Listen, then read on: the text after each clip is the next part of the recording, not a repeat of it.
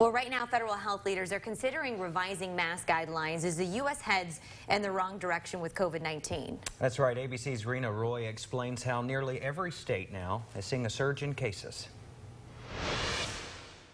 As COVID-19 takes its hold on this country once again, we could soon see new mask guidelines.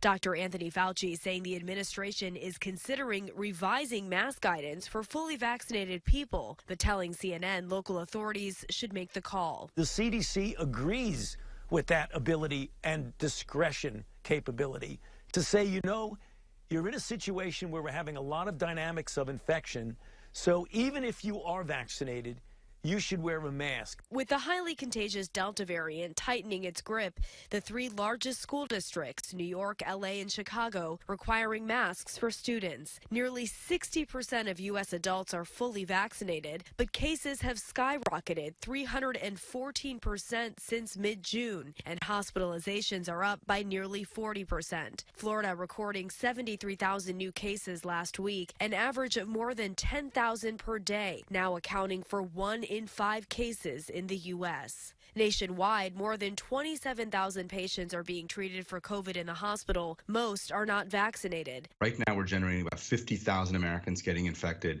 That number could easily double or triple. This healthcare worker in Alabama urging people to get their shots. For me personally, I've never been as frustrated professionally as I am right now. The White House and CDC reporting about 790,000 vaccinations nationwide over the weekend, possibly the biggest 24-hour period since early July.